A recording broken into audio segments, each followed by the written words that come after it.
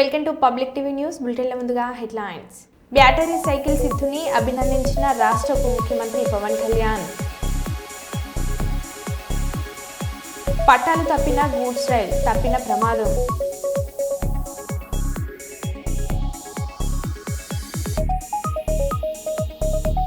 నిర్మల్ జిల్లా తానూరు మండల కేంద్రంలోని హంగిర్గ సొసైటీలో యూరియా కోసం చెప్పులను క్యూ లైన్లో పెట్టిన రైతుల అవస్థలు. ఉప్పల్ రాజీవ్ గాంధీ అంతర్జాతీయ క్రికెట్ స్టేడియం వద్ద డివైఎఫ్ఐ ఆధ్వర్యంలో ఆందోళన.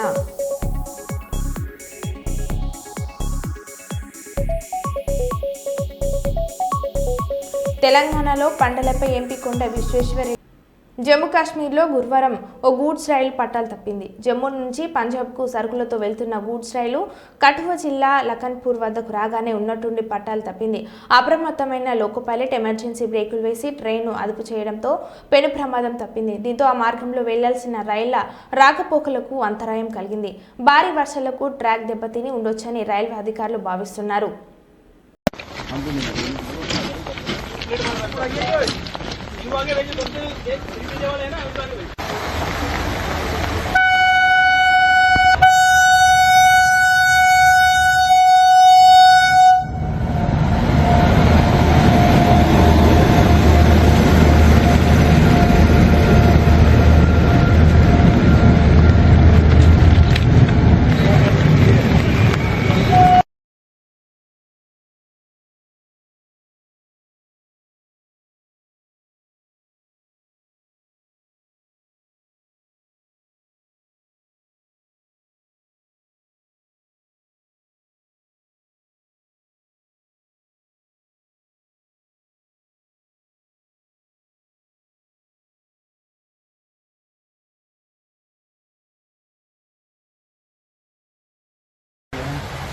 इसकी वजह से अभी डिले हो गई, इसके काम पे लगे हुए हैं सभी।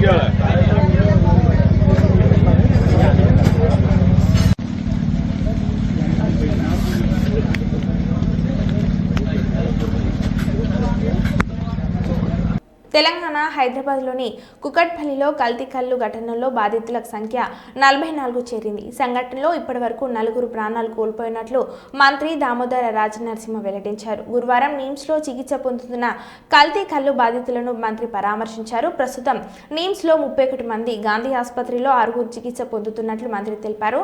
ప్రైవేట్ ఆసుపత్రుల్లో మరో 7 చికిత్స అందిస్తున్నట్లు చెప్పారు. మంచిగా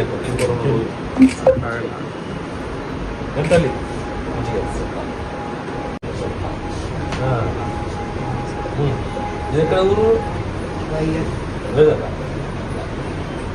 రెస్ట్ చేసుకో. ఏం తల్లి ఎట్లుందమ్మా? బాగుందా? ఏం పేరు? లక్ష్మి. ఎవరు? గంగారమా? లింగపల్లి గంగారమ్మా? మహబూబ్ నగరా? హౌసింగ్ బోర్డు కదా. మంచిగా అయిపోతుందా? ఎక్కడేనమ్మా?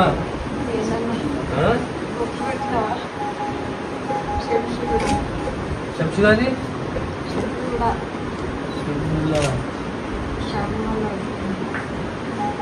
శ్యామలు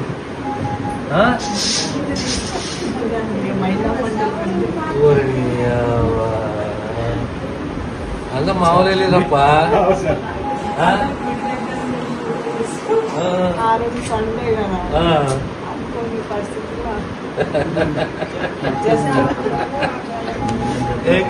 మంచిగా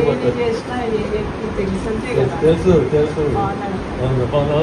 జాగ్రత్త, మంచిగా ఇంత మంచిగా అయిపోతుంది. అదంటే నాకు మంచిగానే రాదా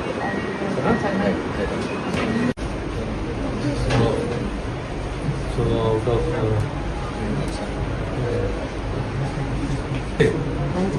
అవునా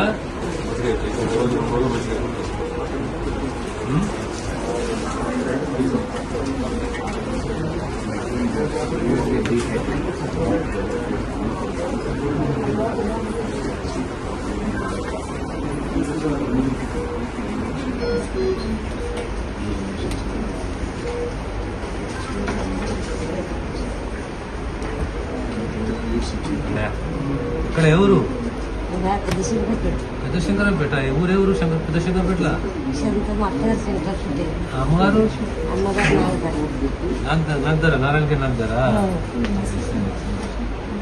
మంచిగా అవుతావులే ఇంకో 2 రోజులు అయితే మంచిగా అవుతావు సరేనా.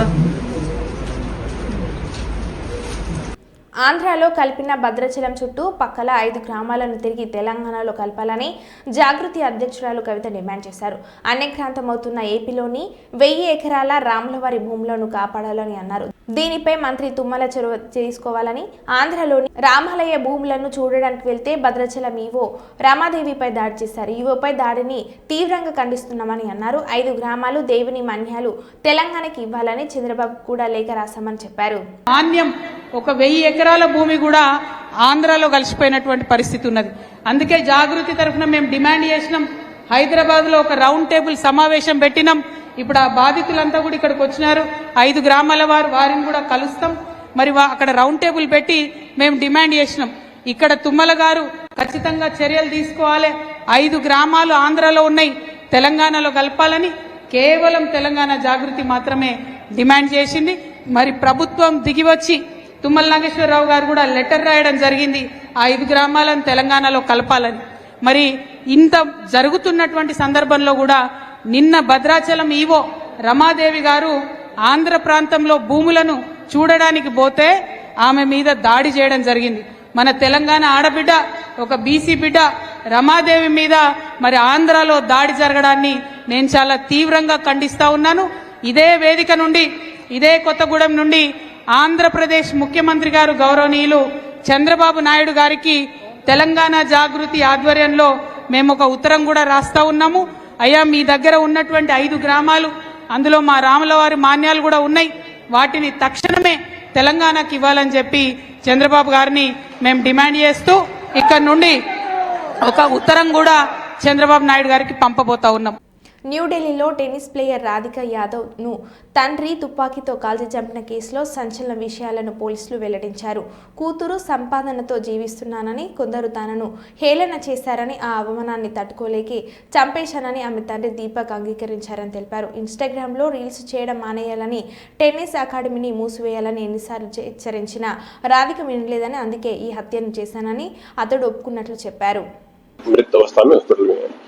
जिसके ऊपर पुलिस टीम के द्वारा हॉस्पिटल में जाकर के पता किया गया तो मालूम हुआ कि ये राधिका नाम की लड़की थी और करीब 25 वर्षीय लड़की है जो कि सेक्टर 57 के किसी एरिया में रहती है. पुलिस के द्वारा उसके घर जाकर के पता किया गया लेटर ऑन, तो मालूम हुआ कि ये जो राधिका है ये टेनिस प्लेयर थी और फिलहाल ये कोई अपनी टेनिस अकेडमी चला रही थी. इसके पिता के द्वारा इसको गोलियां मारी गई हैं, जिसको पुलिस के द्वारा अरेस्ट कर लिया गया है और उससे पूछताछ की गई तो उन्होंने इस घटना को अंजाम देना स्वीकार किया है. फिलहाल जो इन्वेस्टिगेशन हुई है उसमें पुलिस को मालूम हुआ है कि जो मृतक है उसको 3 गोलियां कुल मिलाकर के लगी हुई हैं और एक्यूज के ब्रदर के द्वारा पुलिस की कंप्लेंट फाइल की गई है और उसके द्वारा ये एलिगेशन लगाए गए हैं कि उनको शक है कि उसके द्वारा गोली मारी गई है. एक्यूज दीपक जो है उसकी उम्र करीब 49 ईयर्स है. उसके द्वारा घटना को अंजाम देना स्वीकार किया गया है और पुलिस के द्वारा उसको अरेस्ट कर लिया गया है. स्पॉट पर पुलिस की सीन ऑफ क्राइम की टीम के द्वारा विजिट किया गया है. फिलहाल तक इन्वेस्टिगेशन में ये सामने आया है कि मृतका को 3 गोलियां कुल मिलाकर के लगी हुई हैं. जो रीजन है घटना के पीछे उसमें फिलहाल तक जो पाया गया है कि ये जो राधिका मृतका थी ये कोई टेनिस अकेडमी अपनी चलाती थी, जिसको लेकर के इसके पिता नाराज थे और उन्होंने इसको कई बार बोला था कि ये अकेडमी न चलाए और इसी नाराजगी के चलते इन्होंने गोली चला करके हत्या के वारदात को अंजाम दिया गया है. किस लेवल की टेनिस प्लेयर थे और कब से अकेडमी चला? जो मृतका है वो एक नेशनल लेवल की प्लेयर थी और पिछले काफी समय से ये अपनी टेनिस अकेडमी चला रही थी जो घटना को जो अंजाम दिया गया है वो एक लाइसेंसी वेपन से उनके द्वारा अंजाम दिया गया है। लाइसेंसी वेपन को पुलिस के द्वारा स्पोर्ट से रिकवर भी कर लिया गया है। फर्दर जो केस है उसकी इन्वेस्टिगेशन पुलिस के द्वारा इसमें की जा रही है। किसके नाम ये रिवॉल्वर का लाइसेंस और ये दीपक करता क्या है? ये जो एक्यूज बेसिकली इसका कोई किराए का काम है और इसी से इसका जीवन यापन चलता है। वेपन है वो लाइसेंसी है और फिलहाल जो केस की इन्वेस्टिगेशन उसमें की जा रही है कि किसके नाम से ये वेपन है। फिलहाल तक जो पाया गया कि दीपक के नाम से उसने बताया है कि उसी के नाम से ये वेपन है। पुलिस के द्वारा डीप इन्वेस्टिगेशन इसमें की जा रही है। जैसे जैसे फैक्ट इन्वेस्टिगेशन में सामने आएंगे पुलिस उसके अकॉर्डिंग अपनी कार्रवाई इसमें जारी रखेगी। कितने बजे की घटना है और उस वक्त घटना के वक्त कौन मौजूद था? अभी तक जो इन्वेस्टिगेशन है उसमें सामने आया कि ये घटना करीब सुबह 10:30 बजे की है और जो एक्यूज है उसके ब्रदर हैं कुलदीप, उनको वो इसी के मकान में ग्राउंड फ्लोर पे रहते हैं और जो एक्यूज है और उसकी फैमिली थी वो फर्स्ट फ्लोर पे रहती थी। सुबह 10:30 के आसपास उनको कुछ आवाज सुनाई दी थी, तो जैसे ही उन्होंने ऊपर जाकर के देखा तो उन्होंने पाया गया कि जो मृतका थी वहाँ पड़ी हुई थी गोली लगने से। उसको प्राइवेट हॉस्पिटल में ले जाया गया था जहाँ के डॉक्टर के द्वारा उसको मृतक घोषित कर दिया गया था। एक्यूज को पुलिस के द्वारा अरेस्ट कर लिया गया। फर्दर जो केस की इन्वेस्टिगेशन वो पुलिस के द्वारा इसमें की जा रही है। యూరియా కోసం రైతుల పాట్లు. నిర్మల్ జిల్లా తానూరు మండల కేంద్రంలోని హంగిర్గా సొసైటీలో యూరియా కోసం చెప్పులను క్యూ లైన్లో పెట్టి రైతుల అవస్థలు. అధికారులు అరకొరగా యూరియా సరఫరా చేస్తున్నారని రైతుల ఆవేదన.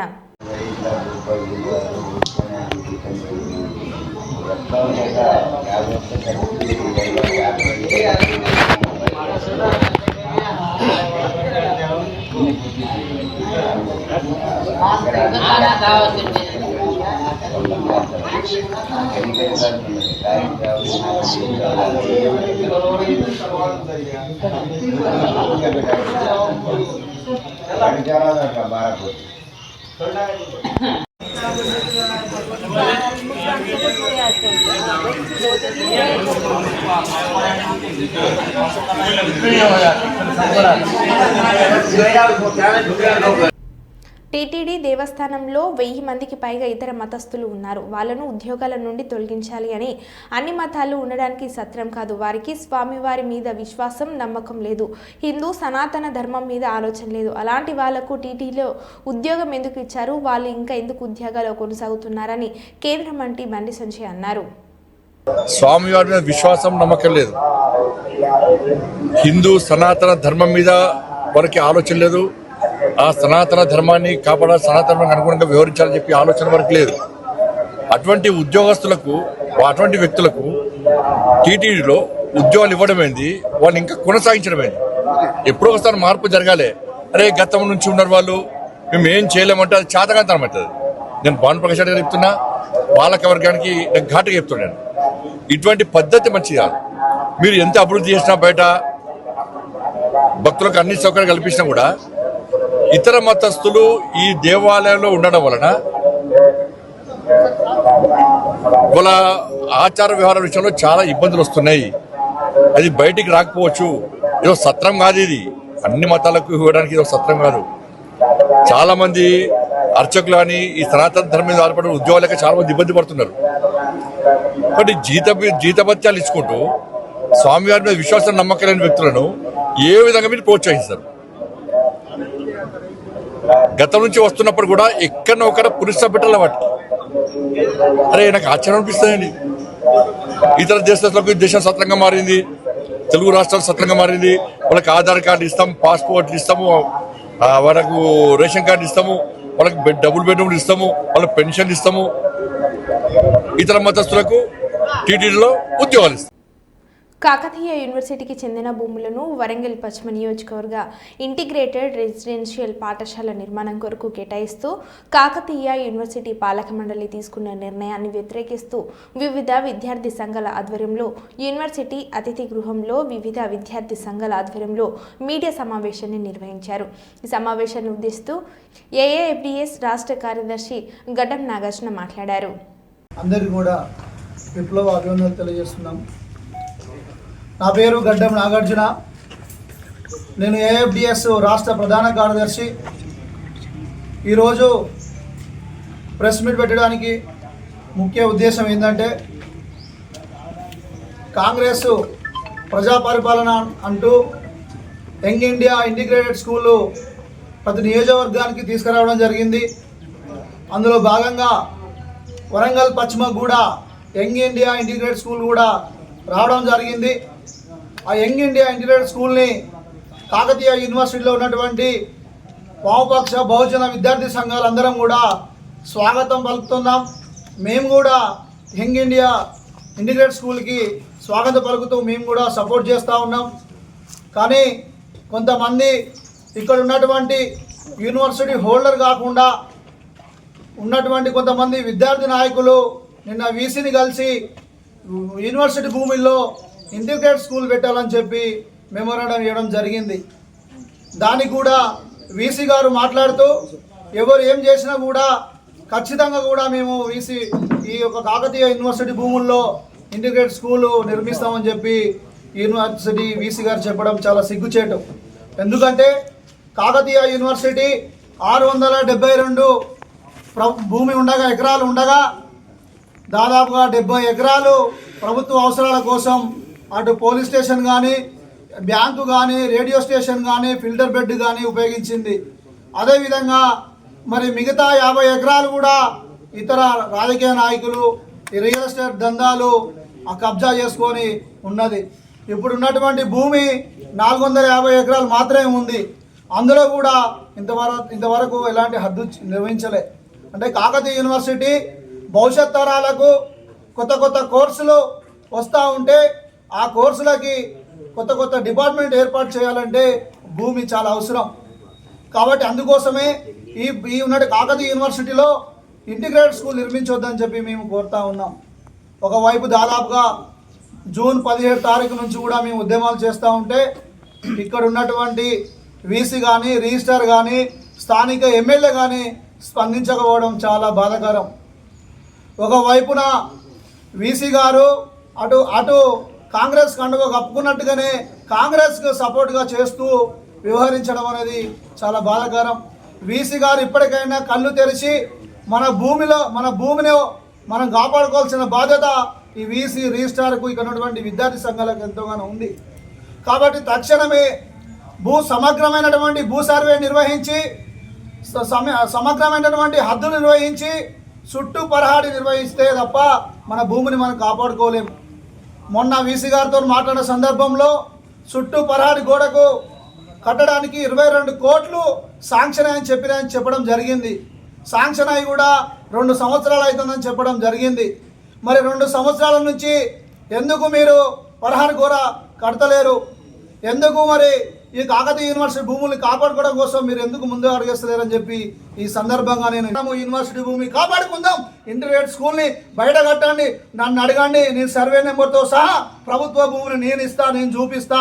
850 సర్వేలో 12 ఎకరాలు కబ్జాకు గురై ఉన్నది. హంటర్ రోడ్ నడిబడిన ఉంది. దాంట్లో నిర్మించండి, మేము అడ్డుకోము.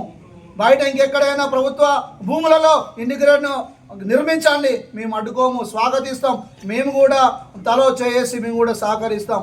కానీ ఇక్కడ ఉన్నటువంటి 15 ఎకరాలు అని చెప్పి దాని పక్కన ఉన్న ఇంకొక 10 ఎకరాలు కబ్జా చేయాలని చెప్పి ఇలా 100 కోట్లకు ఇటు యూనివర్సిటీ భూమి 100 కోట్లు, అటు 200 కోట్లు ఇంటిగ్రేటెడ్ స్కూల్ అంటే 300 కోట్లు కన్న వేసినటువంటి ఈ రాజేందర్ రెడ్డి ఇవాళ దొంగ సంఘాలను పక్కన పెట్టుకొని, పార్టీలు లేకునండి సంఘాలను పక్కన పెట్టుకొని, రౌడీ షీట్లను పక్కన పెట్టుకొని ఇవాళ ఈ యొక్క ఇంటిగ్రేటెడ్ స్కూల్ భూములు పేరుతోని కాకతీయ యూనివర్సిటీ భూముల్ని కబ్జా చేయాలని చూస్తూ ఉన్నాడు. ఖబర్దార్ నాయన రాజేందర్ రెడ్డి, ఇప్పటికైనా ఈ కాకతీయ యూనివర్సిటీ భూముల్లో ఇంటిగ్రేటెడ్ స్కూల్ వెనక్కి తీసుకోకపోతే బిడ్డ ఖచ్చితంగా నీ క్యాంప్ ఆఫీస్ని ముట్టడిస్తాం, అవసరమైతే మీ ఈ సీఎం క్యాంప్ ఆఫీస్ కూడా ముట్టడిస్తామని చెప్పి ఈ సందర్భంగా తెలియజేస్తూ ఉంటున్నాను. తెలంగాణలో పంటలపై ఎంపీ కొండ విశ్వేశ్వరరెడ్డి వివాదాస్పద వ్యాఖ్యలు. వరి పంట అవసరం లేదు. తెలంగాణలో ఏడాదికి వడ్లు దాదాపు 45 లక్షల టన్నులు మాత్రమే అవసరం. అయితే 2 కోట్ల టన్నులకు పైగా పండిస్తున్నారు. అన్ని రాష్ట్రాలలో వరి పంట ఎక్కువ పండిస్తున్నారు. ఎవరికి ప్రయోజనం అంటూ వ్యాఖ్యలు. మన తెలంగాణలో వరి అవసరం లేదు. మనం తినే వరి వెనకట మాజీ ముఖ్యమంత్రి ఏదో చెప్పిండు, లెక్కలేందంటే 1 కోటి టన్నులు మనం తింటామంట. మనం 1 కోటి టన్నులు తినము. యావరేజ్గా ఒక మనిషి 72 కేజీలు తింటాడు ఈ ఏడాదికి. ఒక మనిషి అంటే యావరేజ్గా చిన్నపిల్లలు తక్కువ తింటారు, ముసలి తక్కువ తింటారు, లేబర్ పనిచేసే వాళ్ళు ఎక్కువ. యావరేజ్గా 72 కేజీలు. 4 కోట్ల జనాభా ఇంటూ 72 కేజీలు అంటే అవి 27-29 లక్షల టన్నులు అవుతుంది. అది బియ్యం అంటే అది బియ్యం తయారవుతుంది. ఎన్ని ఒడ్లు కావాలి, కన్వర్షన్ రేషియో యాడ్ చేస్తే దాదాపు 45 లక్షల టన్నులు. మనం తినే వరి 45 లక్షల టన్నులు తింటే మనం పండించే వరి 2,80,000 టన్నులు పండిస్తాం. ఎవరికి అవసరం ఇది? వరి లేక ఎవరైనా ఆకలితో చచ్చిపోతుండ్రా? భారతదేశంలో ఒక్కడు కూడా చచ్చిపోతుంది. ప్రతి రాష్ట్రంలో వరి ఎక్కువ ఉన్నది, ప్రతి రాష్ట్రంలో. ఆకట్టుకున్న షిర్డీ సాయి లీలలు. కేవీ సుబ్బారెడ్డి విద్యా సంస్థల అధినేత కేవీ సుబ్బారెడ్డి కార్యక్రమాన్ని చేపట్టారు. గత వైఎస్ఆర్సీపీ పాలనలో కళాకారులను వారి కళలను దెబ్బతీసే విధంగా మాజీ ముఖ్యమంత్రి జగన్ పాలన సాగించారని, అందుకు ఉదాహరణ చింతామణి నాటకం. సుబ్బిశెట్టి పాత్ర తొలగించి ప్రదర్శించకపోవడం చింతామణి నాటక కళాకారులకు తీవ్ర అన్యాయం జరిగిందని కేవీ సుబ్బారెడ్డి విద్యా సంస్థల అధినేత కేవీ సుబ్బారెడ్డి తెలిపారు. మీరు ఆ నీటిలో దిగరాదు అంతే. శరీరమునకున్న కుష్ఠరోగము కన్నా మానసిక కుష్ఠరోగము మహాభయంకరమైనది.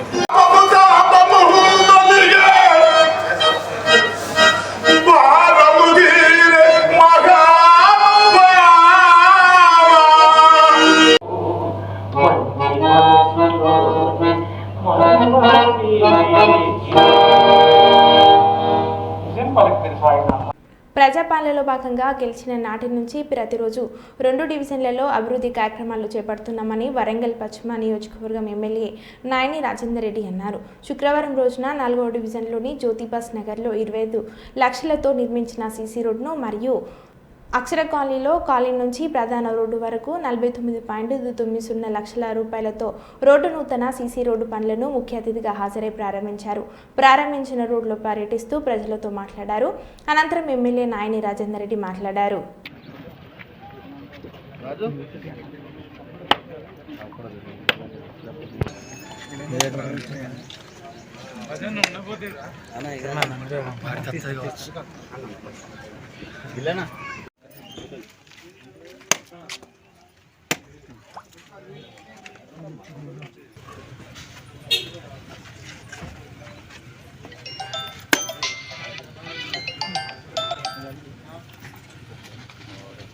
అశోకనా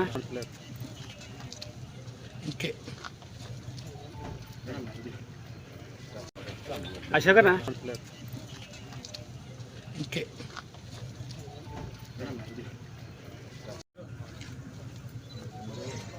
రాజు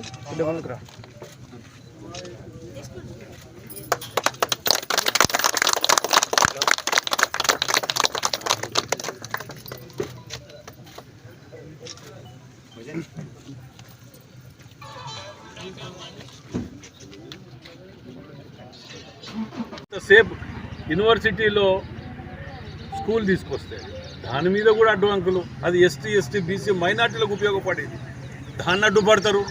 భద్రకాళమ్మ చెరువు మీద చర్చ కన్నా రమ్మనండి, కానీ ఈ చిన్న బ్యాచ్లను పట్టుకొని రావటం కాదు. ఎవరైతే కేటీఆర్ రమ్మను చర్చ పెడదాం. రాష్ట్రం నుంచి ఏం తెచ్చిండ్రు, మేము జిల్లా నుంచి మేము ఏమి పెట్టినాం, 18 నెలల్లో ఏమి పెట్టినాం, దాని మీద అవకతవకలు జరిగినాయి. 3 ఎకరాలు కబ్జా పెడతాను. ఈ గాడుపుల బాణాలు ఎందుకు రా నాయన? మీరు ఏదైనా ఉంటే ఓపెన్ డెబిట్ రండి, ఒక స్థాయి తగ్గట్టు రండి. ఏది తాడు లేదు బొంగరం లేని వాళ్ళు వచ్చి మాట్లాడతా అంటే అది కుదరదు. కాకినాడ పట్టణంలో సామమూర్తి నగరం అంబేద్కర్ గురుకుల పాఠశాలలో నిర్వహించిన పేరెంట్స్ మీటింగ్కి విద్యార్థుల తల్లిదండ్రులు, కుటుంబ సభ్యులు హాజరై వాళ్ళ పిల్లలతో సంతోషం వ్యక్తం చేశారు. ఈ కార్యక్రమానికి పాఠశాల యాజమాన్యం, కమిటీ, పాఠశాల సిబ్బంది, ఉపాధ్యాయులు పాల్గొని మాట్లాడారు.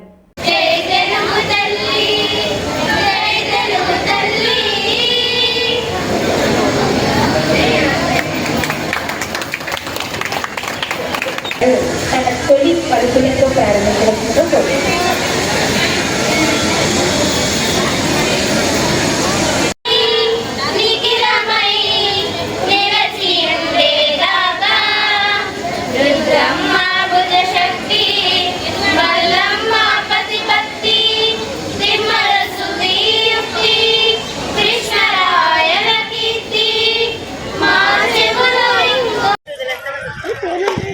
అందరూ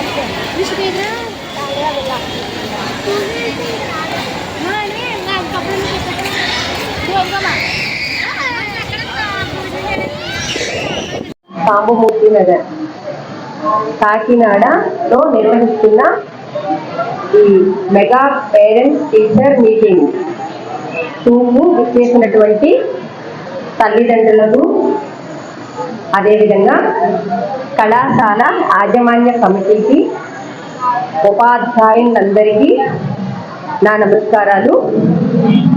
అలాగే ఇక్కడ చదువుతున్నటువంటి బాలబాలికలందరికీ కూడా నా శుభాశీస్సులు. ఈరోజు ఈ సందర్భంగా మీ అందరి ముందు ఈ పాఠశాల యొక్క ప్రగతిని గురించి మాట్లాడడం మా అదృష్టంగా మేము భావిస్తున్నాము. అయితే మన పాఠశాలలో మీకందరికీ తెలిసిన విషయమే, మరొక్కసారి ఈ విషయం గురించి మాట్లాడుకుందాము. 5వ తరగతి నుంచి ఇంటర్మీడియట్, సీనియర్ ఇంటర్ వరకు మనకి పిల్లలు ఉంటారు, క్లాసెస్ జరుగుతాయి. అయితే ఇప్పటి వరకు మన పాఠశాలలో నమోదైన స్టూడెంట్స్ ఈ ఇయర్ 535. యాక్చువల్గా మనకి శాంక్షన్ స్ట్రెంగ్త్ అయితే 640 వరకు ఉంటుంది. ఇంకా మనకి కొద్దిగా 5th క్లాస్ అండ్ 6th క్లాస్లో ఉన్న వేకెన్సీస్ ఫిల్ అయిపోతే ఆ స్ట్రెంగ్త్కి మనం రీచ్ అవుతాం. అదేవిధంగా మన పిల్లల యొక్క అభ్యసన సామర్థ్యాలు కనుక మనం గమనిస్తే ఈ కళాశాలలో ఉన్న, అదేవిధంగా పాఠశాలలో ఉన్న పిల్లలందరూ కూడా చాలా మంచిగా చదువుతున్నారు. అందరి యొక్క అభ్యసన సామర్థ్యాలు చాలా హై లెవెల్లోనే ఉంటున్నాయి. రెండోది ఏంటంటే ఈ కళాశాలకు ఒక మంచి పేరు ఉంది, ఎందుకంటే రిజల్ట్ బాగుంటుంది అన్న పేరు. సో లాస్ట్ ఇయర్ ఇక్కడ చదివినటువంటి 10th క్లాస్ విద్యార్థుల యొక్క రిజల్ట్ 100%, 27% రిజల్ట్ వచ్చిందనమాట. ఇదంతా కూడా సాధించడానికి మన ప్రభుత్వం వారు అమలు చేసినటువంటి 100 days ప్లాన్ అనేది ఉపయోగపడింది. అదేవిధంగా ఇక్కడ ఏంటంటే ఎవరైనా సరే స్టూడెంట్స్ వెనకబడ్డారు అని అనుకో. మరో బులెటిన్లో మళ్ళీ కలుద్దాం. Stay tune.